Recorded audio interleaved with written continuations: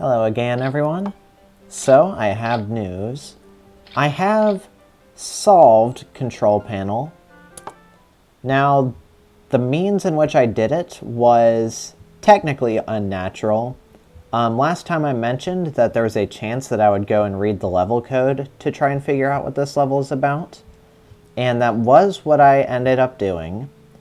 And the level code was simpler than I imagined. It was certainly a little bit of work to figure out what the auto-tiling aspects of the level code were meant to do. But ultimately, I figured it out pretty quick. And unfortunately, I wasn't able to get a method out of it, but I did get the solution. And before I input the solution, I figure I'll explain how you are meant to arrive at that solution, since I did manage to do that after retroactively having the solution to work with. So let me just pull up the paint document real quick. You're going to see the solution soon, and then I'll explain it. Alright, so here we are. So this is, as you can see, pretty obviously a graph of the solution. In blue, we have spaces which don't need a marking. In black, we have cells which don't have anything on them. And then in white, we have the cells which have a box on them. And how we arrived here, you might notice, first thing, is that these first 12 cells, the first 2 rows and then 2 of the 3rd row, are in fact the same as the little binary hint we received down here. One thing which I did not mark on this paint document, which was present in the level itself, was a little like ellipses that's meant to trail off after the 0, 1. And I think that's supposed to be an indication that the hint you're given through the little memo is incomplete, but it's still information that you can use in this fashion.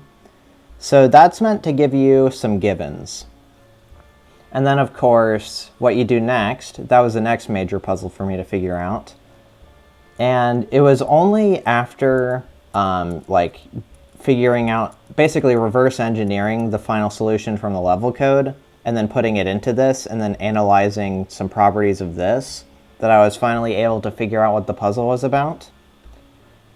So last time, some viewers might have noticed, if they were familiar with this puzzle especially, that I mentioned something very briefly when I was first starting out with this puzzle and writing down the hints. I mentioned Picross. Alternatively, another name for them is the nonogram puzzle, where how it works is you have rows and columns of hints with numbers on them, and then those hints basically specify how many blocks in the final input space are supposed to be lit. And you might be wondering why I would mention that and then never follow through on it in any capacity. And there's a very simple reason. It's because of these numbers in the corners here. As far as I was convinced, these were completely unnatural and impossible to explain in a Picross sense. And that ended up throwing me off hard enough that I never even considered the fact that the ones on the top and bottom here would be sufficient for a Picross. But after I had reverse engineered the solution, I did end up revisiting the idea. And let me go ahead and basically walk you back through it. So we're going to treat these all as unknowns again. The first thing you'll notice is there's a 1 here, so we can already fill out those.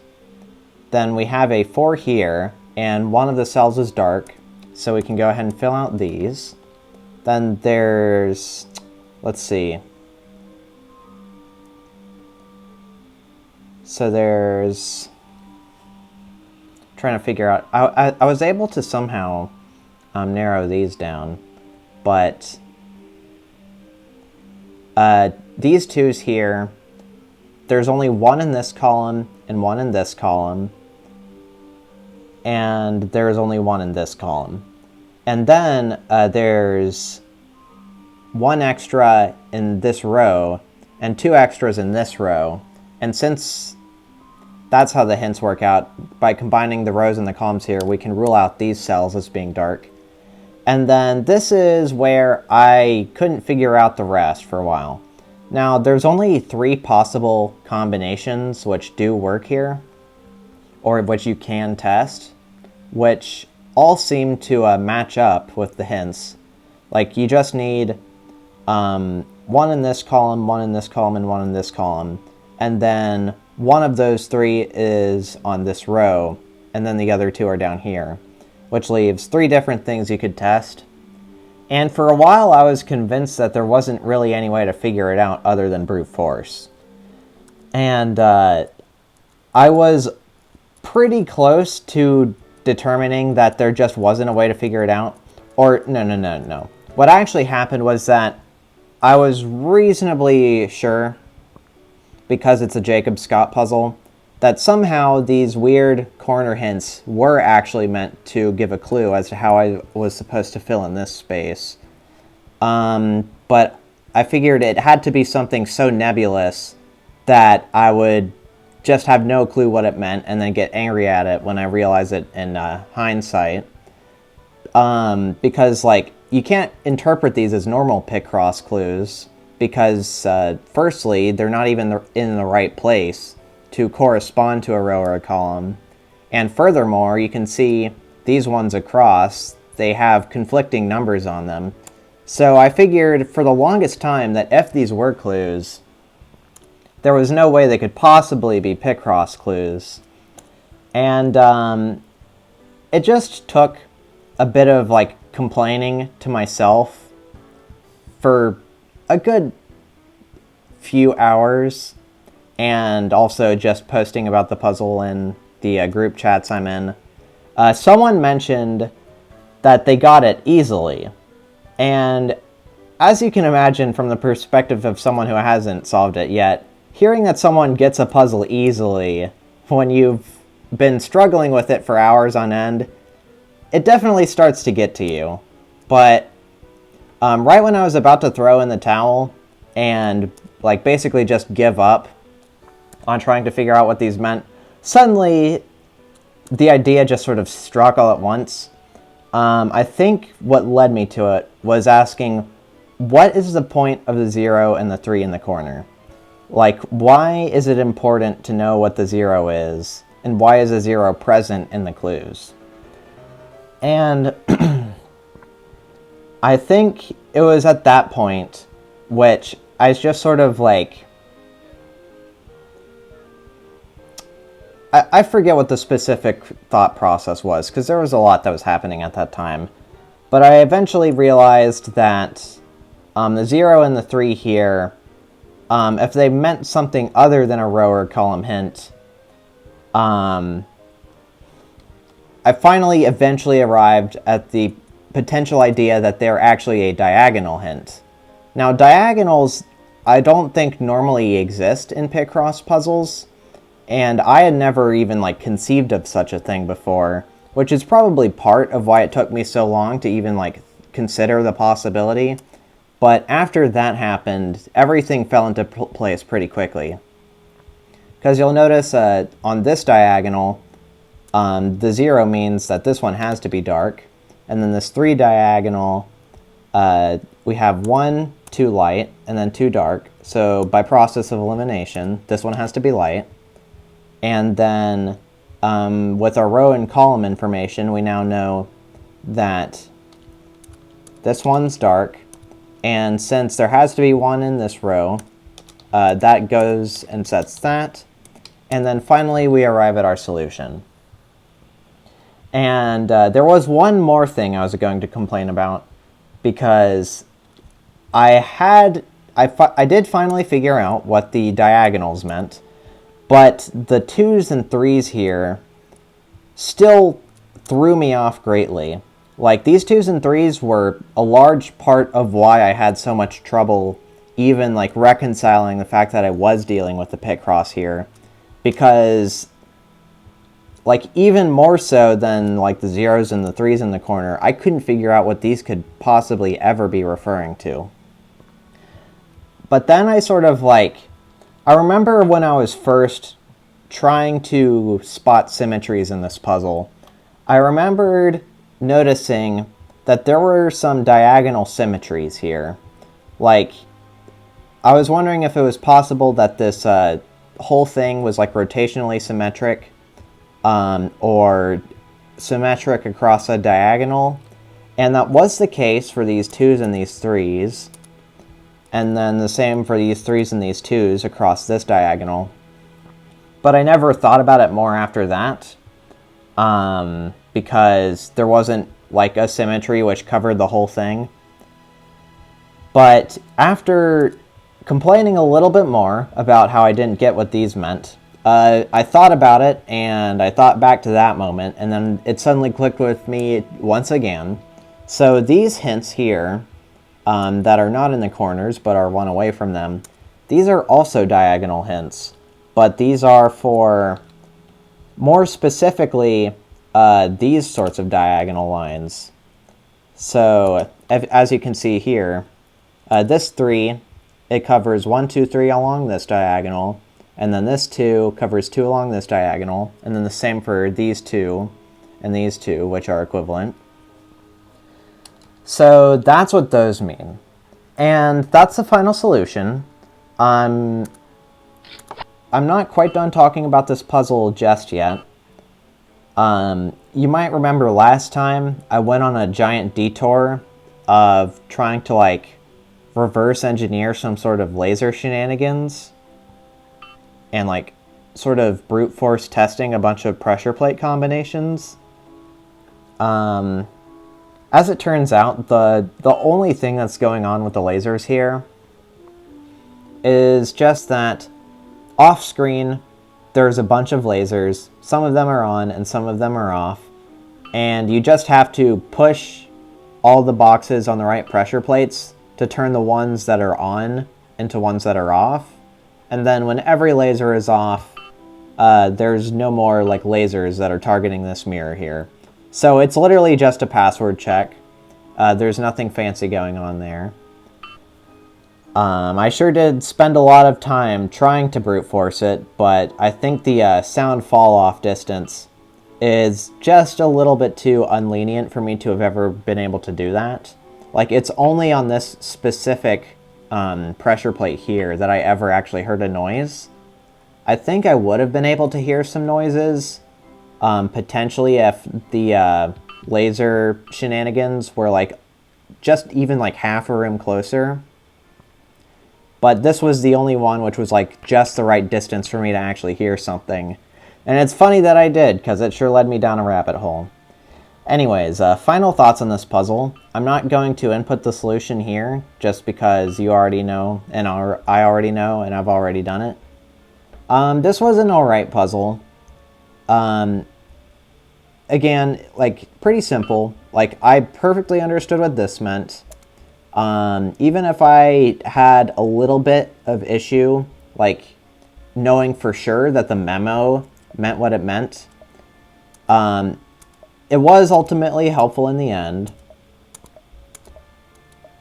And it even, like, I think it was even partially responsible for me even, like, being in a position to hear the laser sound here in the first place. So, I think in terms of hints, this one was alright. The only thing I really have issue with in retrospect is the presence of these diagonal hints, because it's these hints in particular which completely threw me off from thinking that this was a Picross puzzle. Like, the diagonals are one thing, but I decided very early on that there was no way this could possibly be Picross, because there wouldn't be, like, numbers which conflicted with each other on the same row, and also there wouldn't be, like, numbers revealing information outside of the grid area. And that was why I determined it wasn't Picross, but then it turns out it was. And even though these cells do, but like these hints do have a meaning in the end. They weren't necessary to reach the solution. They're more just like there to fill out the square, I guess. And while it does look neat that it's like a cool little bracket shape here, I think, like, I can't know in retrospect how fast or how slow I would have solved this puzzle and made some key realizations if these hints didn't exist. But I do sort of wish that they weren't there, just to like further emphasize the difference between the diagonals and the horizontal and vertical hints. And like, honestly, I think that's really just it, basically. Like, so moving on from that, let's go to Wild. Okay. Oh, this is fun. That's really silly. I like it. And we've even got some slope surfaces. Okay, this is cute. I like this. Like, sure, it's simple and it's just another Oxid puzzle, but look, how can I ever be angry at this? This is really cute. So, part times will probably be interesting. Just gotta mash like normal, I guess. All right, Teamwork by Jacob Scott. Ah, all right. So here is a block which I remember reading about in the documentation. So these little swirlies on them, I believe they're called like blurry stones, or maybe just blurs. But when you hit one with a marble, it changes into a pass-through of the opposite color, I'm pretty sure. So if I do this, then you can see I can pass through this. Of course, I can't do much afterwards, so we failed the puzzle. But this looks neat. So, what should we be doing here? Well, in order for both the black and white marbles to pass, I think... Okay, I think I get it. So we need to hit this one with white, and then... Okay, yeah, this makes sense. Just a little alternating pattern like that. This is cool. And then with that out of the way, let's move on to the next part. So we've got a floppy over there, which we presumably want. Getting to it is going to be interesting. And there's also a key in the bottom right. So evidently whatever we're doing here, we're going to have to make sure that it's got a lot of coverage. So, what should I do? Alright, I think I have a start at least. Might as well get ourselves closer and reveal cells which connect to certain other ones of the same color so that we can have a little bit more space to work with. Then afterwards, I guess it makes sense to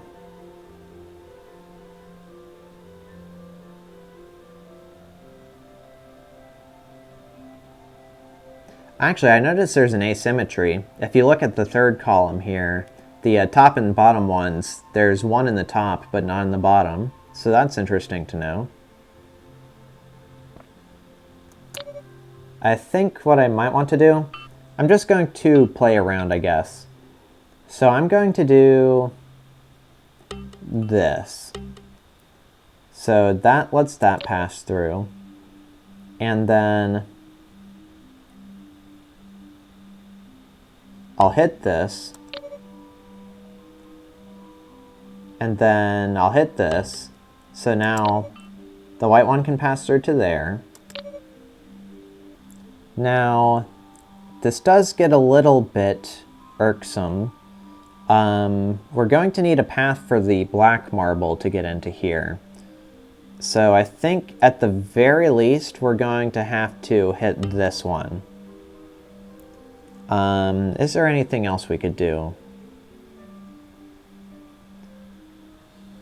I guess we could hit this one. So let's try it. So carefully slip this one on in. And hit that. So we've got a key now. Now I'm pretty sure that we're going to have to also make sure that both marbles can navigate into the right crevice. So let me just set aside a path for the white one. Yeah, I don't think I was ever going to reveal any white tiles on the right column. So we've got the white marble here, and the black marble there.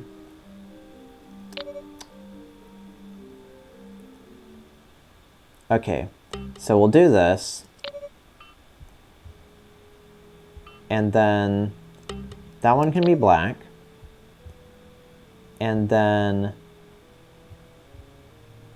we actually do have a problem of sorts. I accidentally hit that, so that's an extra problem. And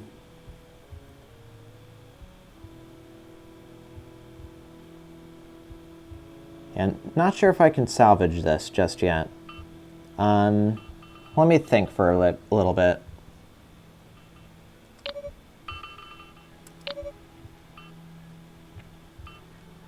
Let's try to get the floppy, I guess. So that would look something like... That actually is a little bit complicated because hitting the top one there is harder than I initially gave it credit for. But I think I might have a way. So what we do is we reveal those like that. Then the white one moves through. Got to be really precise with our movements here. Then we reveal that and that.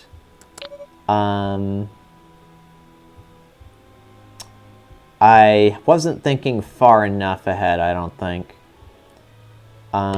Let's try that, I guess. So you'll move into there, and then you can do that. Okay. Maybe this is something. So let's go ahead and hit that. And now we have ourselves a floppy. So that's nice.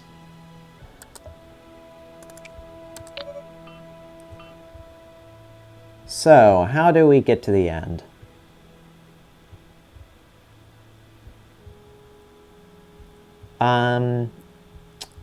It is possible for me to make a bridge for the white one to the ones underneath me.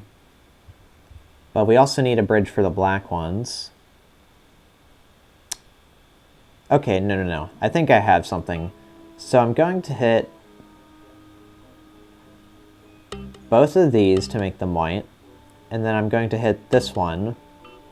And then I'm also going to go around and hit this one.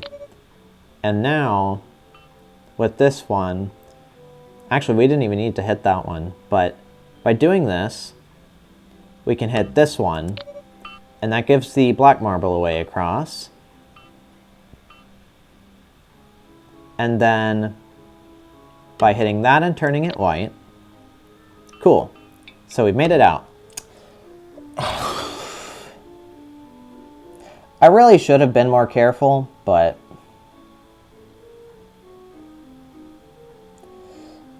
that was probably the worst possible outcome to that scenario there. So, oh, hold on. Something else I notice. A specific color has to be passing through to the top and bottom here.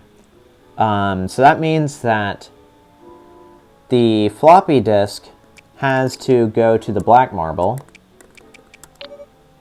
like that.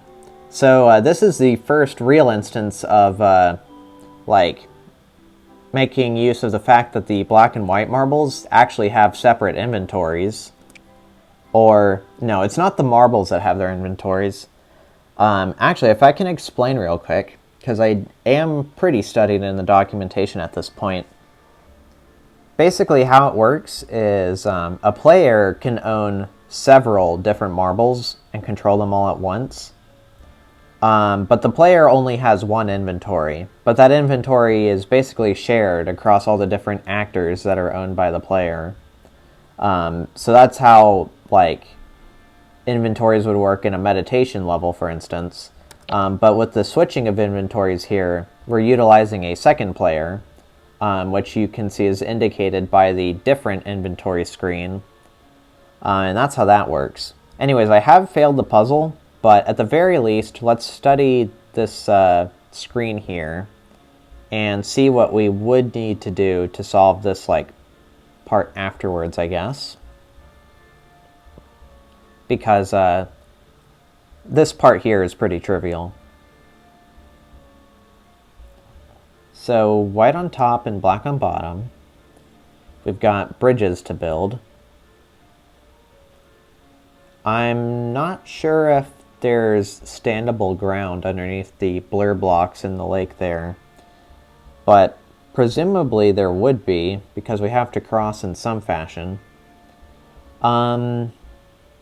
Okay, right. So the puzzle is that the white marble on top has free passage to the right, but the black marble doesn't. So we need to build a bridge so that the black marble can go from the bottom to the top. So that's how that works.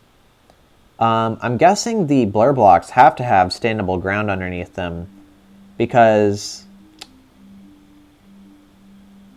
I'm not... Hold on.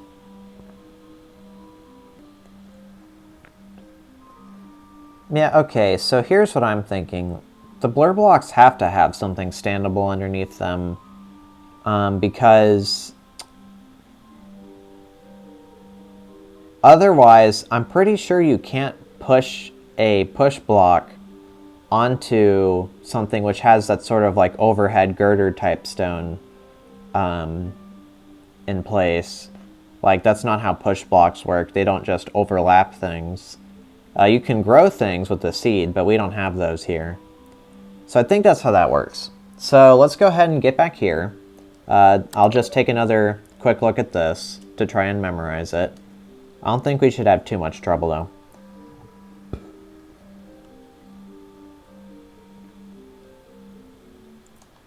Alright, starting over.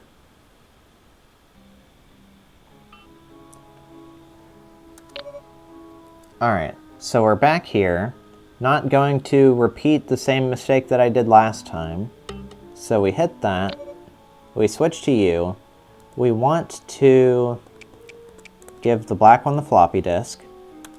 So you can take that.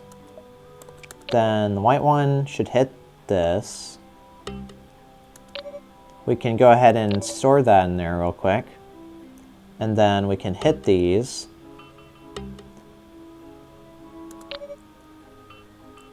And then these can be hit by that. And now,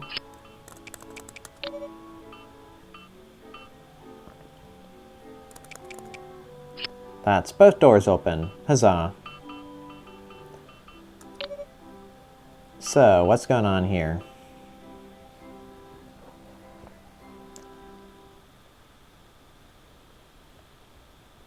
Actually, we need... Do we need both things to cross?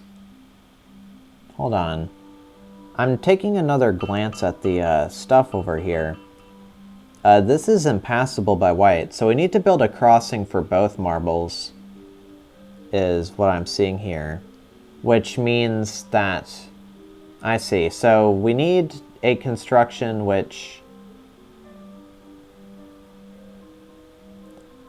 Okay.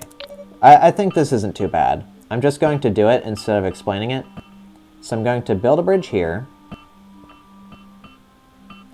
And I'm going to hit exactly one of the stones.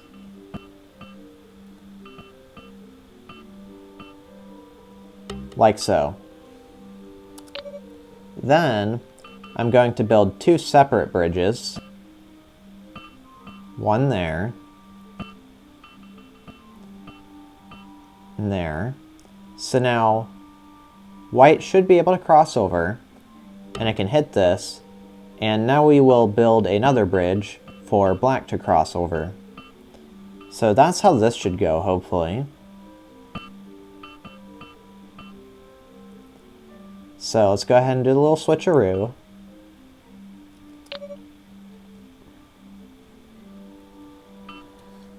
So, what do we do here? We can bump that.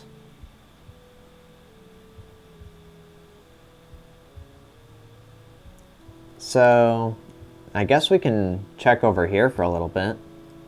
So we have some impulse stones in the top corner there for pushing a block out. Sure. And we can, okay, so we can do some teamwork with the impulse stones to get some blocks in places that they normally wouldn't be able to go. So that's cool.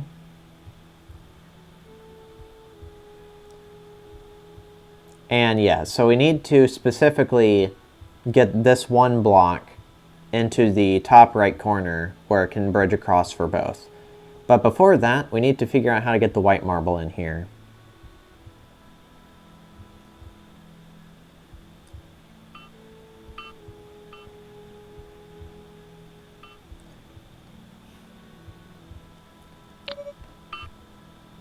How do we do that? Is there any secret passageway? Okay, actually there is something. So we can do this. That's neat. And then, like that. Okay, so that's how we get both marbles. That's a cool little trick. Alright, and now for the fun part. We're going to have to do some stuff like this. And then be very careful. One cool thing about having two players is that each marble has its own set of 2 lives. So that's pretty helpful. Anyways, get started on pushing this across. I think I see where this ought to go next, which is down here. I think these solid blocks here are meant to mark where you're supposed to like settle a marble before pushing. I don't think the puzzle needs them, but it's nice that they're there. I think it's a cool little aesthetical thing. And it also helps provide a backstop so you don't have to worry about like water shenanigans. So yeah, that's neat. I think I just lost the puzzle doing that. Whee!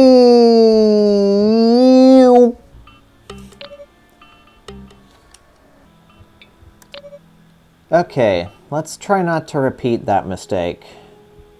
It took a while to get back here.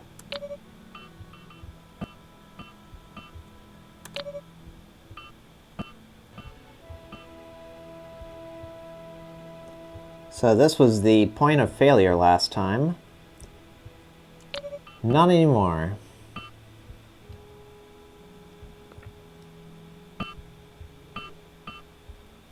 So what we have to do is park a buddy over here. I think that's it. We just send a little impulse, like that. Then we do this,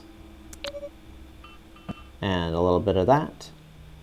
And just like that, after way longer than it should have been, level solved.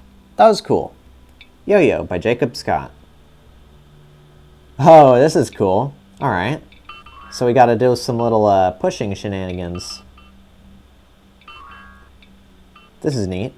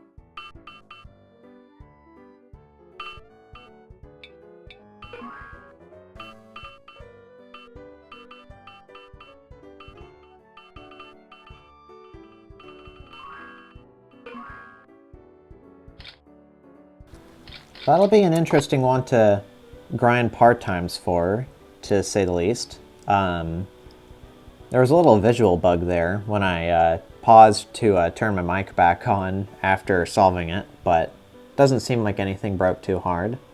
So too many holes, it says. That sure does seem to be the case. First thing I imagine is that one of these walls is fake, and there's like a secret second room with more marbles in it. Maybe... There we go. Found it. So we've got a whole little collective here. So we gotta free our friends, wherever they might be. Oh. This is way sillier than I imagined.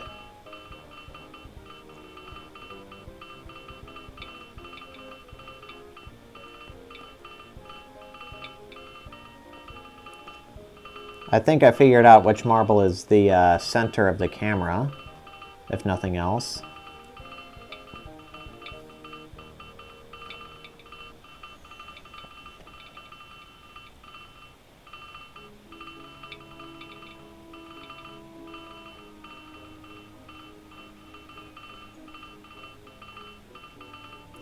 Evidently, we have to be just a little bit more rambunctious when checking the walls. I'm sure the way out is in here somewhere. Huh. I'm surprised that I haven't found whatever the secret is. Just in case you were wondering which marble is the important one, I guess dropping a battery is a good way to tell.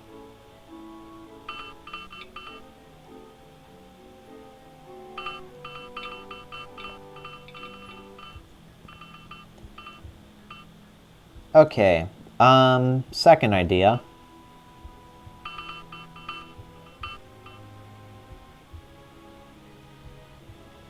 Let me just reset, actually.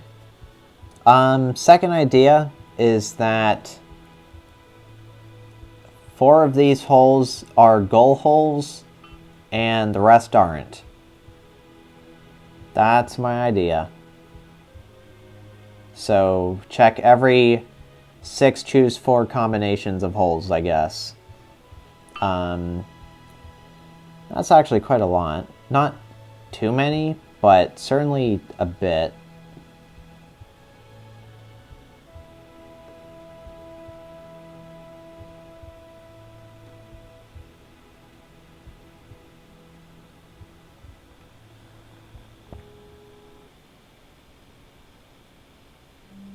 Alright, I'm already tired of that. Oh. This time a different... Huh. A different one was the push block. Wait. Okay.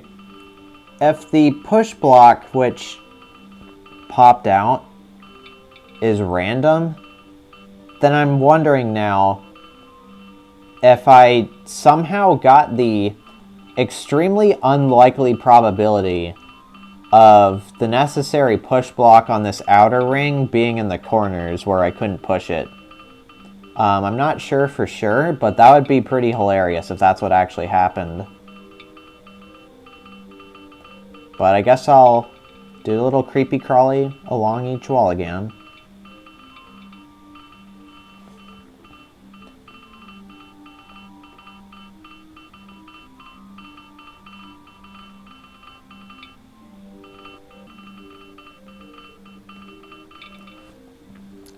Okay, new experiment entered my head.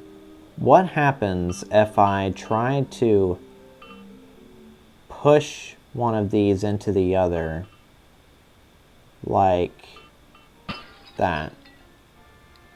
What happens? It just respawns in here, which doesn't seem too outstanding.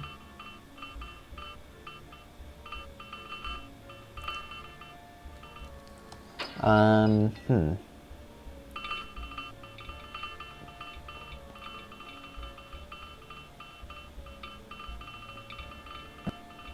Yeah, now it's that one.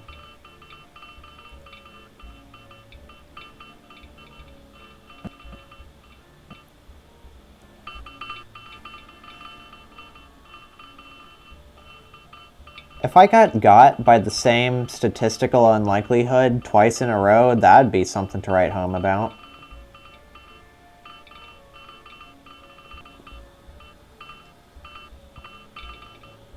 Alright, perhaps it's something else. So, let's try pushing the thing into here, I guess. Ah. Okay, I was not aware of this interaction. So it's actually possible to remove holes from the level. I see. Glad I tried. And just like that, level finished. Okay, that was interesting. Alright, think I got room in me for one more? Swap swap. Ah, so this is a swap stone. I believe how it works is if you push something into it, or maybe it into something, the two of them will exchange places, I think is how it works. Yeah. Cool.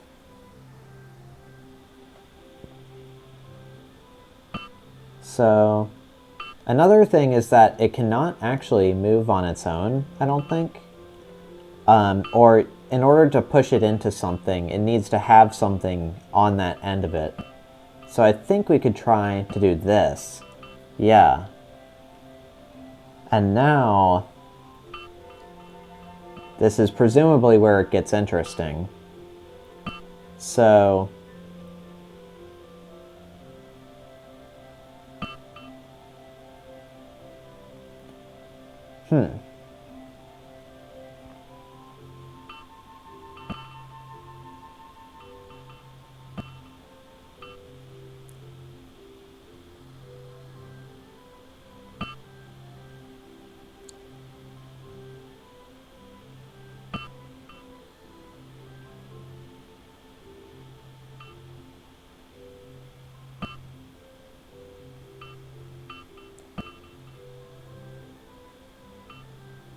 have I freed it?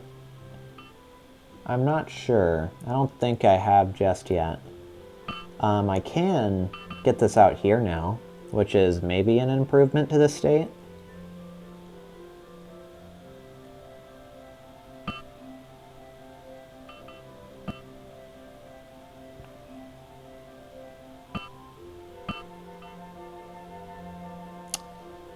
This doesn't look like the best, but it is still fixable, I think.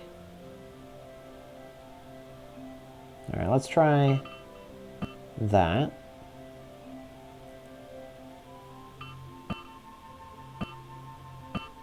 Alright.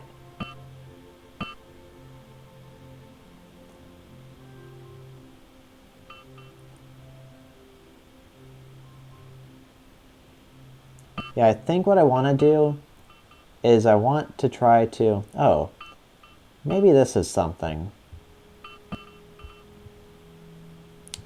Looks like we'll need a little bit more for it to be something. So,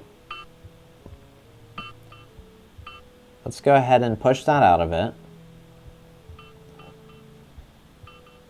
So, I guess you can go over there again.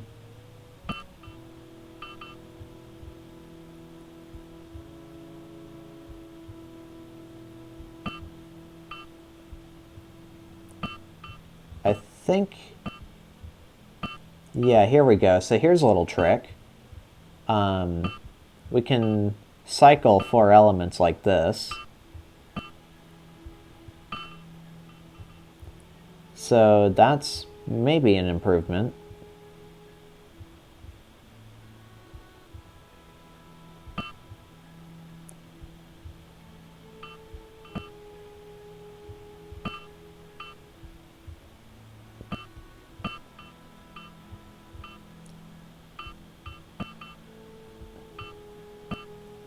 Getting leverage is pretty hard, though.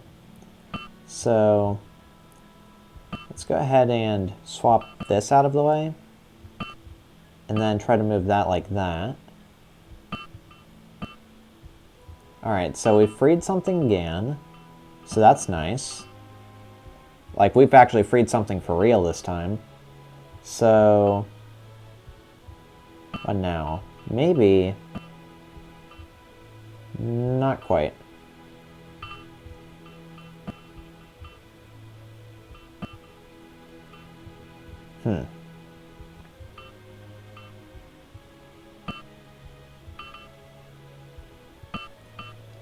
Guess we'll need to push that back into place for just a little bit. Actually, am I stuck?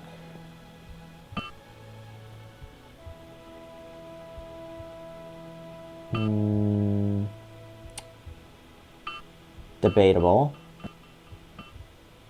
So that's free. Okay. No, not quite good just yet. We do still have some issues. So,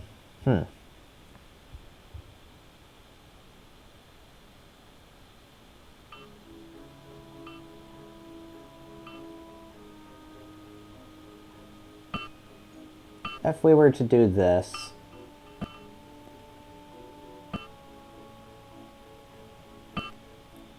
I think I've just gone and bungled it up even more, but we're still able to perform some rotations, if nothing else. We can also do some fancy little schmovement like that. But yeah, I don't think there's any getting out of this one.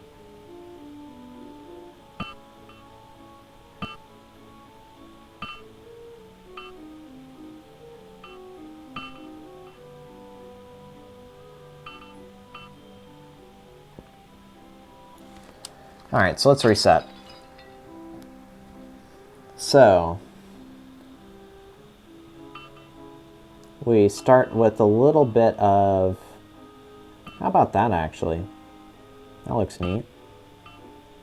So if we do this, then...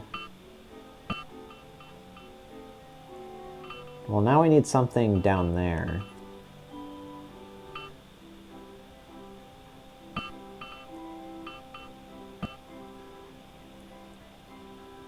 So I think this is another stuck state, probably. Yeah.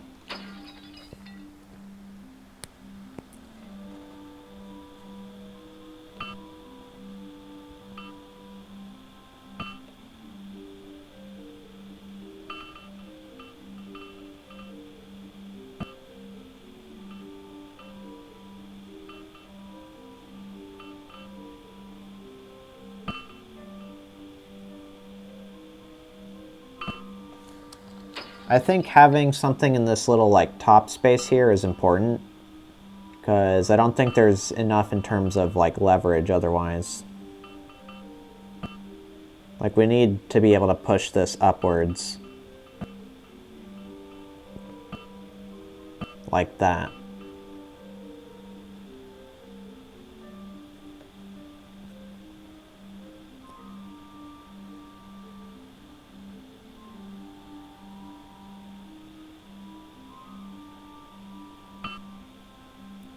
So we can actually free something like that.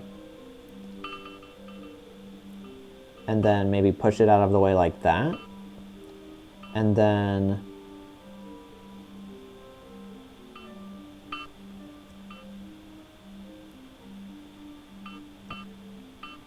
like, maybe this is something. So if we do this, that's out of the way now.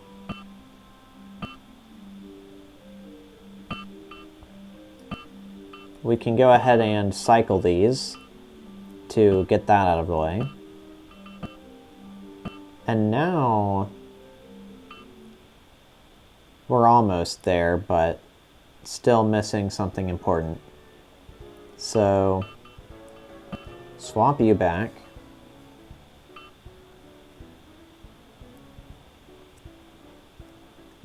I don't want to reincorporate the solid into this, otherwise we're going to have some more shuffle shenanigans, which I'm not very keen on.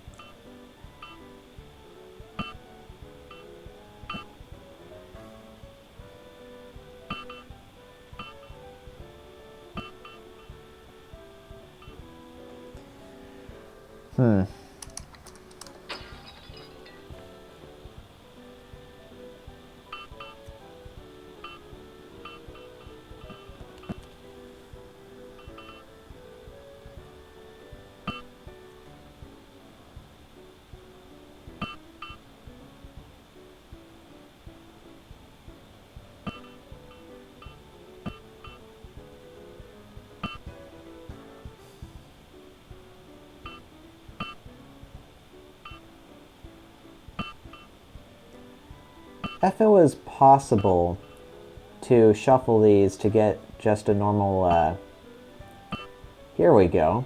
I think this is it, actually. All I have to do is not, like, majorly bungle up any of the other pushes, but yeah. So this is a way to do it without even, like, involving any of the stuff below. So this will probably be a viable speedrun strategy. And that's that level. Solved future tense. Will have been solved.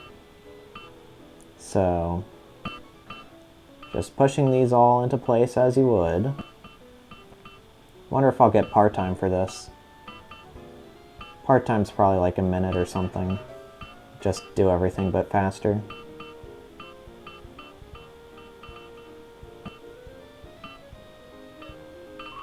Hey, part-time. That was cool. A very interesting tutorial. I'm going to save this for later, but that episode went pretty well. Let's go back. So, yeah, solved quite a few levels today, including technically the one that gave us trouble yesterday. So that was neat. See you next time, I guess.